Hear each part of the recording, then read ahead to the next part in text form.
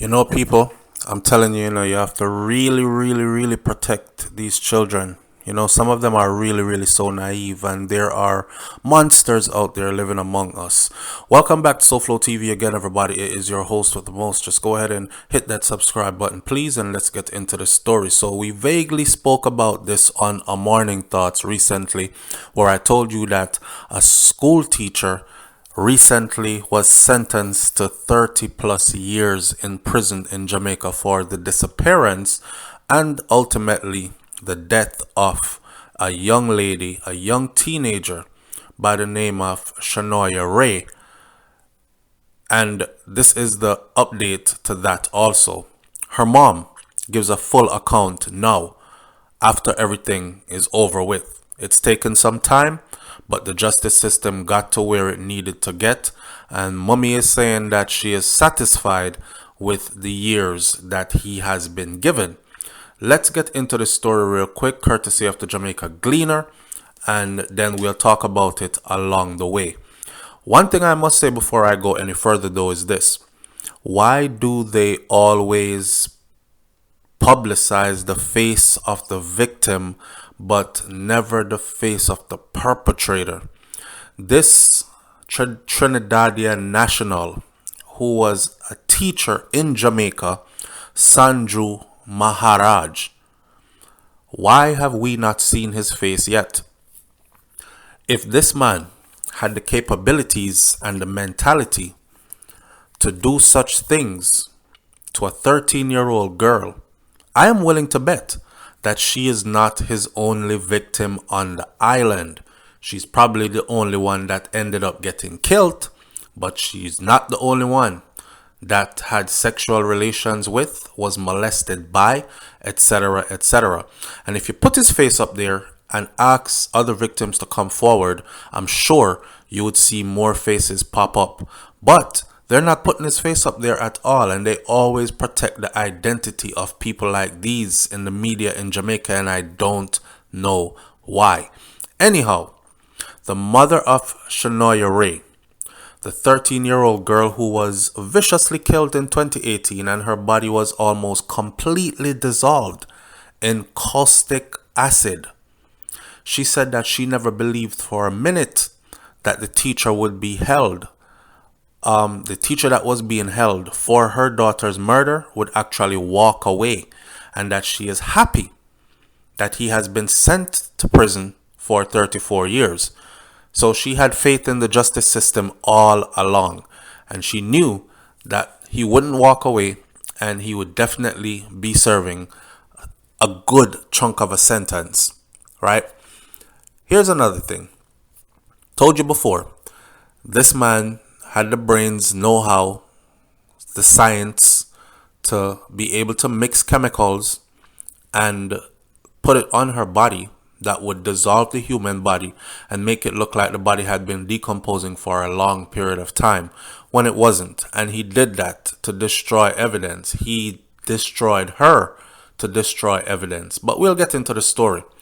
Trinidadian national Sanju Maharaj, who had sexually assaulted Shanoya months before he lured her away from her Augustown home in St. Andrew and ended her life, he was on Thursday sentenced in the Home Circuit Court after he pleaded guilty to 4 counts of having sexual intercourse with a person who is under 16 years old.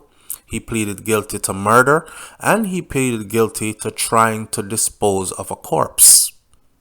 He had an open case in court for sexual relations with the same young lady prior to killing her. He thought this was his way of getting rid of her. He would get rid of the whole case.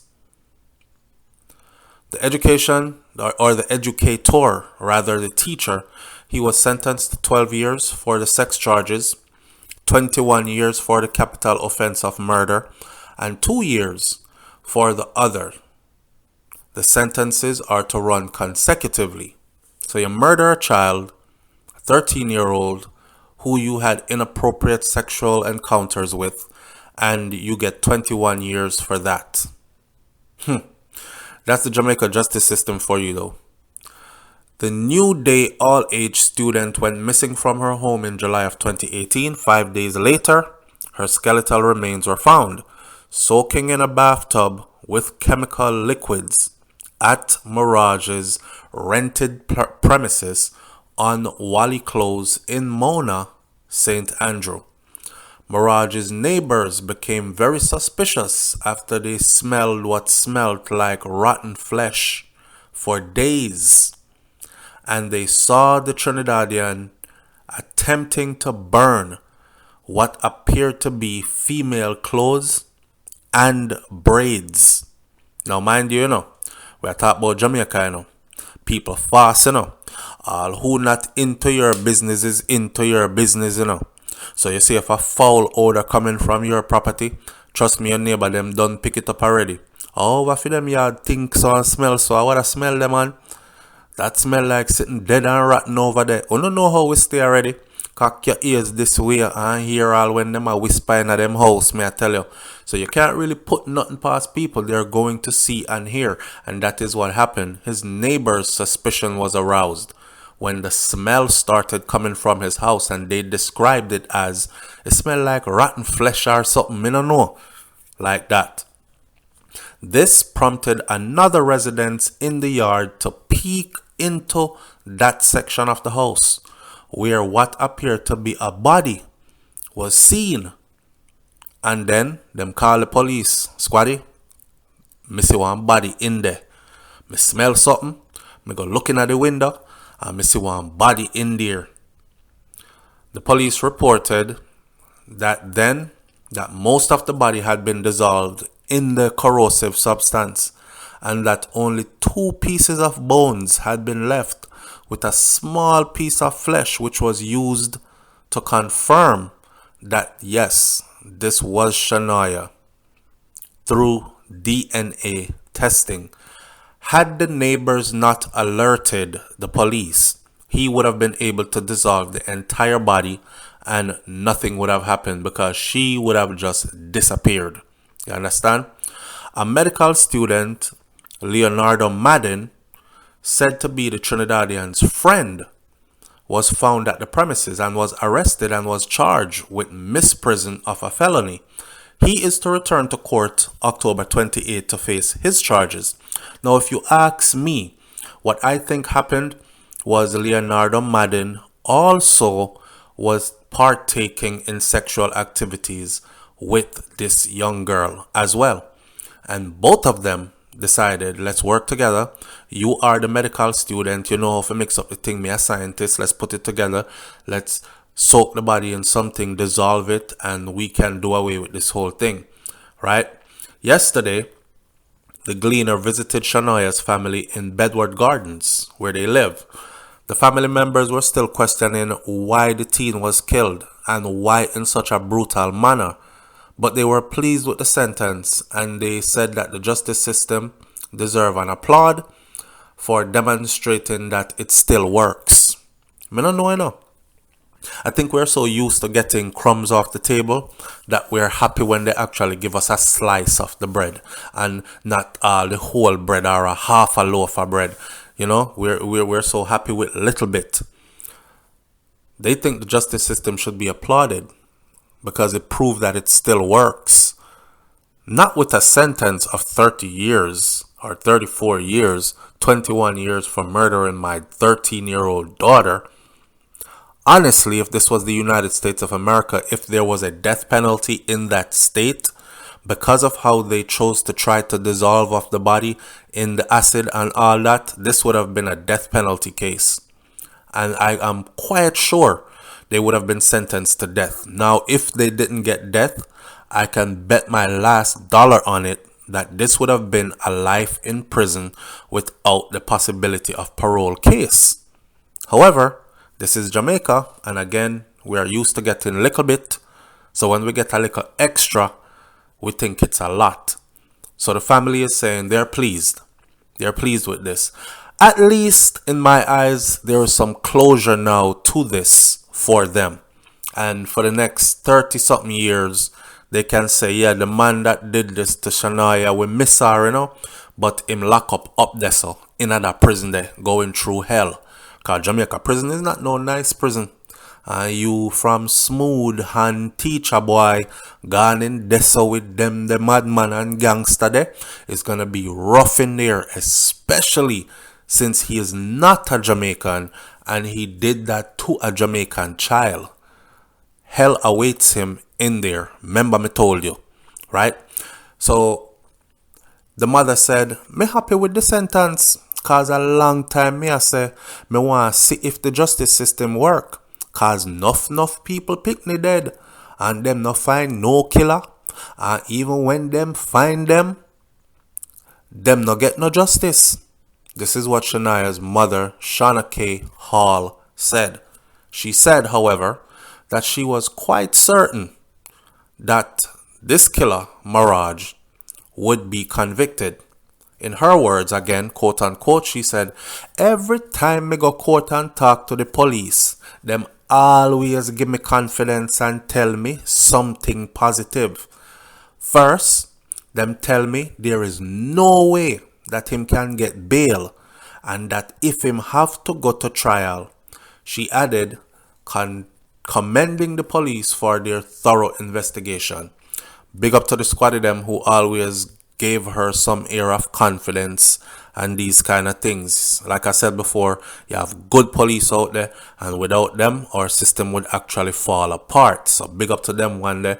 Instill confidence in her and say, listen, mama, you know, say I saw the system work, it takes time. But trust me, him not gone away. The boy can't even get bail. He must stay right there, so, and he must go a trial. And by the looks of things, I can pretty much tell you, say, him goose cook. He must go get some time.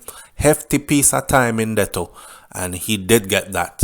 So they gave her the confidence all along to hold out. Because this is not an easy something for any mother to go through. Especially the condition in which pieces of her daughter was found. I can't even say her daughter was found. Pieces of her daughter was found. You know?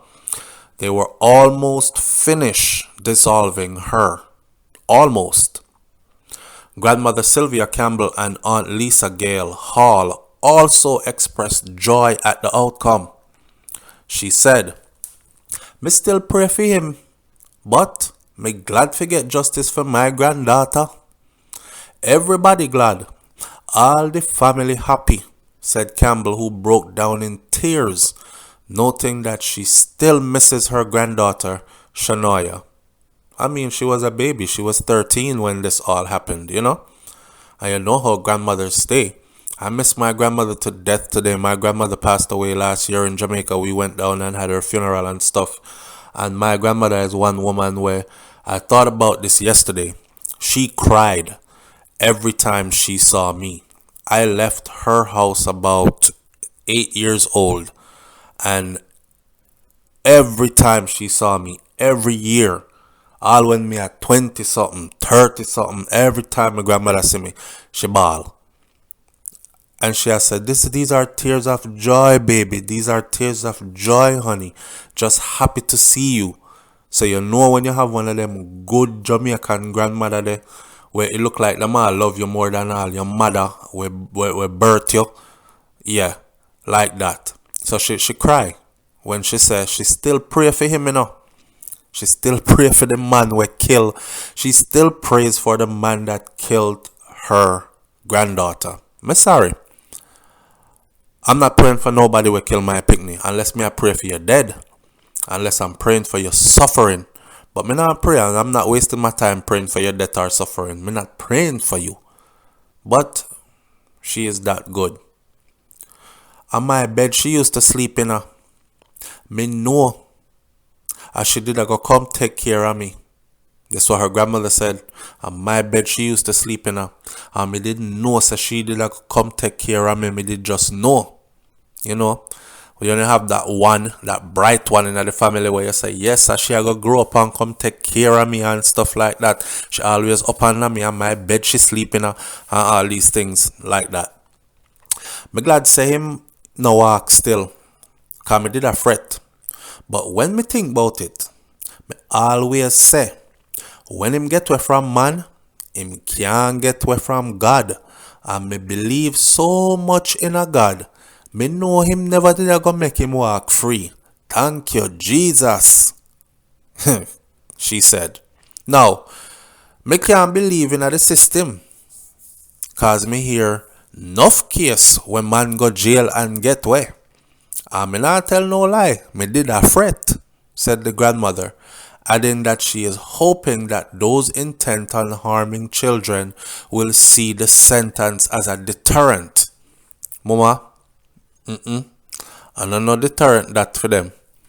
Deterrent for them, you see, is chop off a hand, chemical castration, that mean them hood will never turn up again in life, all these other kind of things. But give them some years in a prison, enough of them going in there, go party, and get into what they get into in there, rub off them time, and next thing you know, them cut them time in a half, and them come back out the road again. So no, this is not no deterrent.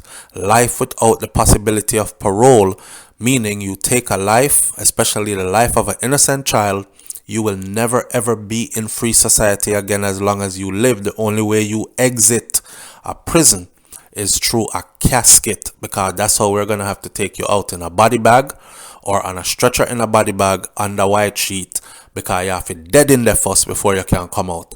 That is a deterrent. And until we get to that in Jamaica, this will continue, because them not fear that. Hall said that Maharaj showed no form of remorse during the trial. None. Not a tear shed.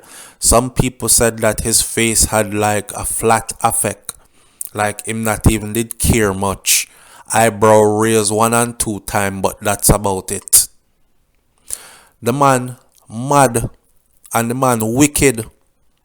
When him a plead and the judge asked him about the murder charge, him stop and him say, I true the family no know. But the judge told him to just answer the question with guilty or not guilty. And when him a come out, him say, me love her. You know, sister, me mad. You can love somebody and kill them and do them so. Me I wonder if him sensible. And me want to know where him wish the family would have know. Hall shared. So, let's go through that part again. When the judge was asking him, how does he plead guilty or not guilty, the man looked upon the judge and said, I true the family no know. It's true them don't know, you know. It's true them don't know. In other words, what he was probably trying to say is that it's true the family don't know, say, is a whole relationship we did have, and me was her man, and me did love her, and all these things. And when him a come out, him say, me love her. You know, sister, I'm mad. Me love her, he said. So I love him, say him love the little 13-year-old girl, you know, say him fall in love with her. You can't love somebody and kill them and do them so, is what the grandmother said. You know, sister, I'm mad. Me I wonder if him sensible. And me want to know where him wish the family would have know. Well, granny, him wish y'all knew that they were in a full-blown relationship. He wish y'all knew that in his mind, she willingly came to him and he provided things for her, and they had an arrangement and they had relations, and they both worked hard at covering up what they were doing, because she didn't want to get found out and he didn't want to get found out either, given the fact that she's a child and he was an adult. He's a teacher and she was a student and a child, a minor, and all these things. So what I try to say now is this was his woman. At the time of Ray's death, Maharaj was before the court for carnally abusing her. He was charged after the teen was found at his house a day after she did not return home from school. So I know the first time them send her go school already, and she end up at the man yard, and him take her into the house and keep her there. So when it was time, you know, you go to school and it's time to go home and everybody go home, come home from school. She did not come home from school. A search was launched and they found her at his house. Charges were brought against him then. And from there, him decided to take it upon himself and kill the little girl because if him kill her, if she disappear, then the whole case disappear. That's the way he was thinking anyways. Maharaj met the teen while he was on teaching practice at her school. He was a teacher at her school. He is said to have picked up the child outside her home on the morning that she went missing. Come pick her up her yard. And she was never seen alive again. Here what? Leave your comments in the comment section below. Catch you on the next video with SouFLoTV. Stay woke. I'm out. Peace.